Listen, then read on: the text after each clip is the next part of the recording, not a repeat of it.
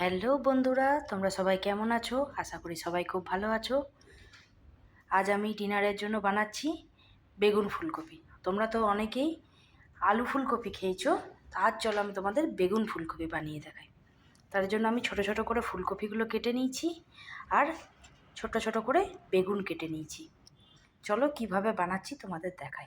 কড়াইতে তেল গরম করে নিয়েছি, অবশ্যই এটা সর্ষের তেলে করবে, তবে খেতে আরও বেশি ভালো লাগবে। আর বেশি করে আমি কালো জিরে দিয়ে দিলাম। কালো জিরে দেওয়ার পর আমি ফুলকপিগুলো ভালোভাবে ভেজে নেব।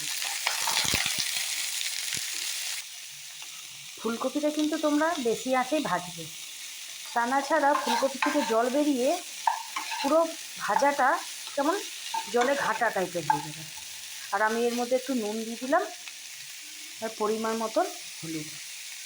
এবার ফুলকপিটা ভালোভাবে ভেজে নেব, পুরোপুরি ভাজবো না, অর্ধেকটা আধ সেদ্ধ মতন ভেজে নেব। তারপর বেগুনটা অ্যাড করব। ফুলকপিটা আমার অর্ধেক ভাজা হয়ে গিয়েছে, এবার বেগুনটা অ্যাড করে দেব। আর এইটার মধ্যে দিয়ে দেবো একটুখানি চিনি।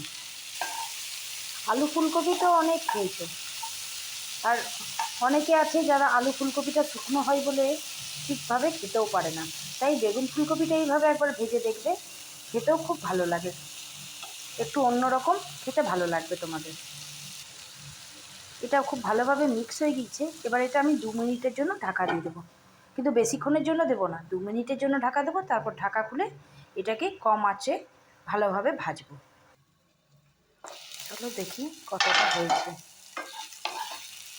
দেখছো আমি এটা কিন্তু নাড়িনি বলে বেগুন আর ফুলকপি কোনোটাই কিন্তু গলে যায়নি, সবগুলো গোটা গোটা কি সুন্দর আছে। এইটা এবার আমি কিছুক্ষণ কম আঁচে ভালোভাবে লাল করে ভেজে নেব। বেগুন ফুলকপি রেডি, বোঁদে, রুটি আর ডিমের অমলেট, এটাই হলো আজকের ডিনার। তো দেখা হচ্ছে নেক্সট একটা ভিডিও নিয়ে। ভালো লাগলে একটা লাইক সাবস্ক্রাইব জরুর করো। বাই।